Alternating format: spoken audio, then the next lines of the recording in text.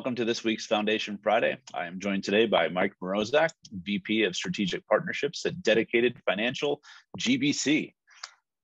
Thanks, Got through Jesse. it, man. Got through Yeah, it. absolutely. You nailed it. Thanks for joining me, man. Thanks for it's having good. me. It's good to see you in your face. We missed you at NIFA, but I guess I'll be seeing you in a few days here. So that's great. I'll see you in Chicago. So we're here today to talk about Create MPLS. I believe Deb Rubin does Technovation Minnesota, but I think this is also something that she's a part of too, correct? Correct. Yeah, she's a partner organization of ours. Okay, excellent.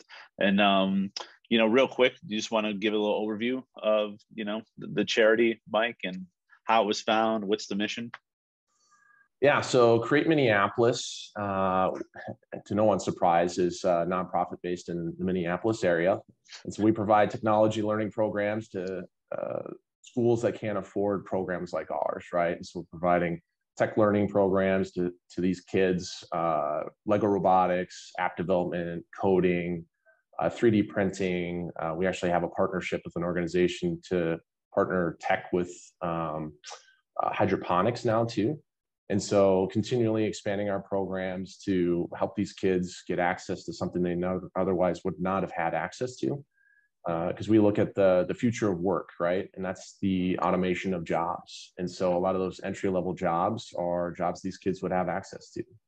And so we want them to know how to code and how to run robotics and how to do, work with apps and the programming thereof. And so yeah, they have a shot at some earning potential in the future. And so, Mel, the founder, he's a bona fide rocket scientist. And so he's a guy at my church, and he was looking at I have all this access to tech and I have a lot of experience. It's how do I give back?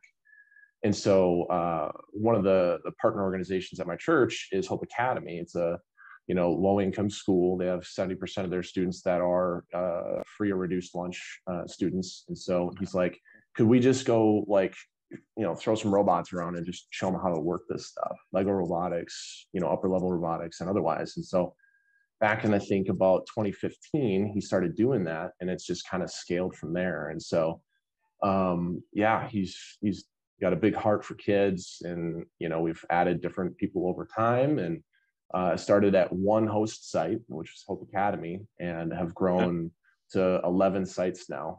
It was really scary during the pandemic trying to provide, in-school programming and wondering how we're going to get paid when all these kids are at home. It was a nightmare there for a little bit, but not only did we succeed, but we exploded thereafter, which was really cool. And so, like you said, Deb's a great partner of ours, and then Dedicated as well. So Deb helped sponsor one of our Technovation Challenge teams that you referenced, and then Dedicated actually sponsors one of the Lego robotics teams. And so it's been very cool. Deb was one of the first friends I made in the space, and we immediately connected over that. And it was really cool that she reached out and offered to help. So love her. No, absolutely. And, appreciate the work that that you and the whole team at Dedicated does to the multiple foundations and charities, Mike, that you guys support. Absolutely. Thank you. I appreciate that. So one of the questions I have is when people make a donation, because the purpose behind these is to spotlight what equipment finance professionals like yourself are doing to their local communities. So when people make donations, where do those donated dollars go?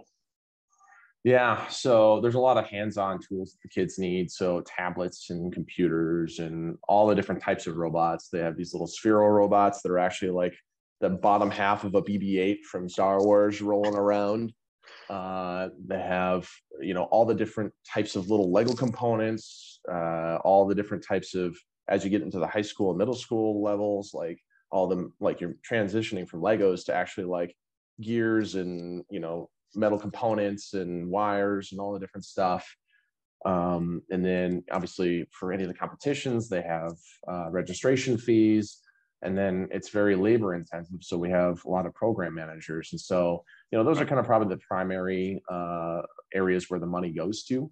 And, we are trying our darndest to make friends at all the different foundations out there. And we have several different corporate partners like dedicated to the Tomorrow Zone and so on to try to support that. So, anyone else in equipment finance besides those two organizations involved yet? Nope, just those two. Okay. Create Minneapolis is still pretty small. I think our total budget this year is probably going to be around $600K. So, but we are supporting 1,500 different kids in the Minneapolis area. So we grew from 100, I think, 4 years ago. So we went 100, 250, 500, and now 1,500. Just to kind of give you an idea of the growth trajectory we went through here in the last few years. It's been pretty nuts. So I guess maybe 3,000 is the next benchmark, and I'm wondering how many schools that Yeah. doubles? Yeah, I guess I don't really know. It's funny because like we look at that, like what does our expansion look like? Because not only can we add more schools, but we can add more layers within the schools we're at. So like at Hope Academy, we started out as a before and after school program. And now we've helped partner with them to build their curriculum. So we're actually in their day-to-day program. We'll actually touch every kid between K through 12 as the school progresses. And for them, they just didn't they're a nonprofit too, so they didn't have the expertise or the background to help build out that. And so that's part of the value that we brought to them. And so there's just different organizations that we're partnering with. Some we provide completely free programming. Some of it is reduced cost programming. It just depends on what they have bandwidth for. And so more and more we're trying to get into the public school system. So we're working with several public schools and several private schools. And both have their advantages and disadvantages, right? And certainly with the, the private schools we work with, they're, purposefully working with the lower income families. And so that's been a really good, siloed area of students for us to serve. But I mean, in the public school systems, especially in Minneapolis, North Minneapolis is kind of a low income area. That's an area we've been targeting, and ultimately we've had a lot of schools reaching out to us, which has been cool. So I guess to get back to your question though, we're trying to figure out, do we deepen our relationship with some of those, and is there capacity to do that? Like, do they have capacity to onboard us more, or do we bring on more new partners? And so that's part of the fun we're having now. If you had to circle back to a success story or something that you've come across since 2015, anything, what kind of sticks out to you? Boy, early on, Mel, the founder, was basically providing 80 to 90% of the financing for it. And our budget was like 50 grand. And so we were just at Hope Academy. We had a shoestring budget. We were barely scraping by, volunteers from all over, mostly our church actually. And the board was the same. And so it was just a small organization getting it going is tough. Part of the reason I came on was I had a hard time figuring out how to volunteer my time appropriately in a way that would be useful. Cause I was I can hand out pamphlets at church, or I can go to a soup kitchen, but that's not really using all my skill sets. Right. That's fair. And so, working at this last startup before I came to Dedicated, I had some of those skill sets at the startup. And so that was why I was excited to come aboard with Create Minneapolis. And so I've been on the board and helping try to facilitate the growth of the board, and how do we, put rubber to road, and then how do we bring in new funding sources so we can get past the 50K mark, and so Mel doesn't have to fund the whole thing, and you get past that stage of are we going to survive, or what are we going to do here? Yeah. And so especially as we walked into the pandemic, right? And so we had 3 partners, 3 host sites that we had grown to, and I think we had a 150K budget at that point when the pandemic hit. And then we scaled back from 3 to 1. That was just Hope Academy we were working with. And we were just, we were I don't know what's going to happen. And we brought on actually Rob Warland, who left his full-time job to work full-time for Create Minneapolis and only take a part-time salary. It was less than part-time. I mean, it was 10 hours a week he was getting paid. And so just out of, pure, his finances were good enough where he could, work with us for a period of time. Right. And he just had a good heart about it. And we were all scared about it. And ultimately we had, you know, there's like this chicken and the egg thing with foundations. We want to see you grow before we fund you, but before we grow, we need foundations to fund us. And so it was like, yeah, no, it's horrible. Yeah. And so, and you know, with your experience, you probably hear the same thing. And so it was this magical period of time where as soon as the pandemic hit, we had already gotten one foundation that said they were going to give us money. And then we had two others that triggered. And so all of a sudden we had this influx of money come in. And then we had with Hope Academy, there was some title funding from the government that they had to reappropriate that they couldn't spend anywhere else but with us. And so we set up like all this online, you know, teaching and sending home robots with kids.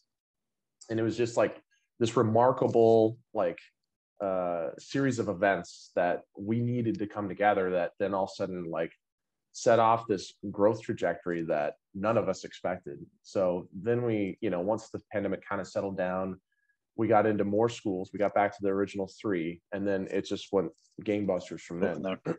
When this last year, I mean, you know, it went basically from 3 to 11 host sites. So it's been, I'd say that'd be like one of the greatest success stories right there. And then on the backside of that, our board structure has continued to grow. And like, as we've grown, you know, more people are coming alongside and offering help, which is great. You know, Yeah, even nice absolutely. to have some help earlier on. But I think with anything small, it's hard. It's definitely an investment of time and your emotions and otherwise. So it's been very cool to see that that growth trajectory.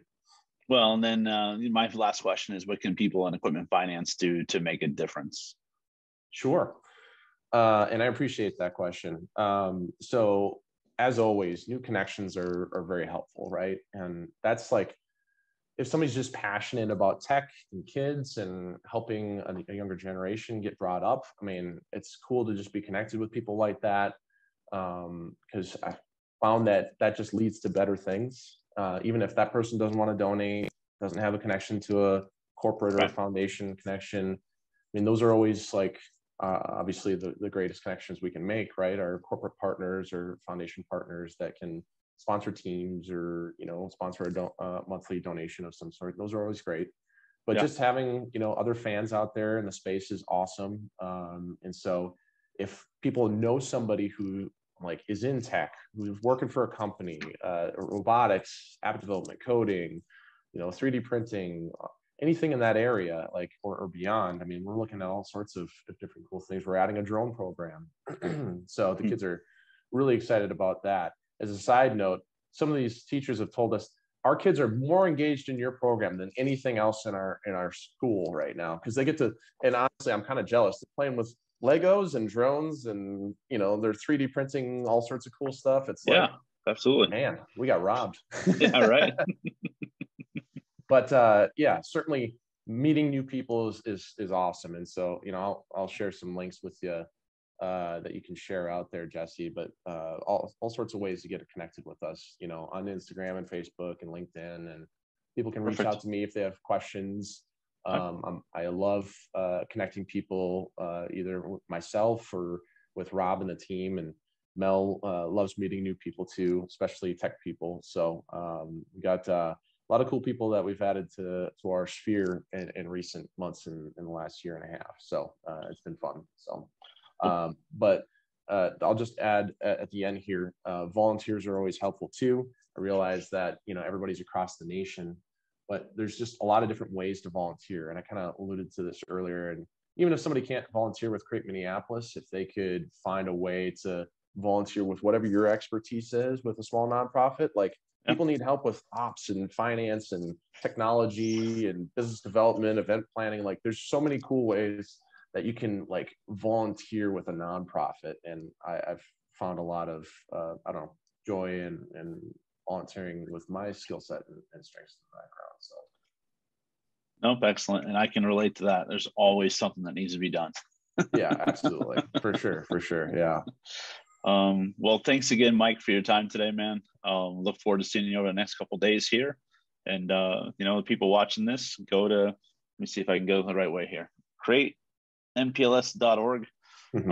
Check it out or reach out to Mike directly. If you have some links, send them over and I'll drop it at the end of our video. Will do. And thanks so much for having me out, Jesse. I appreciate it. All right, Mike. Have a good one, sir. Take care. All right, you too. Thanks. All right. Bye. Bye.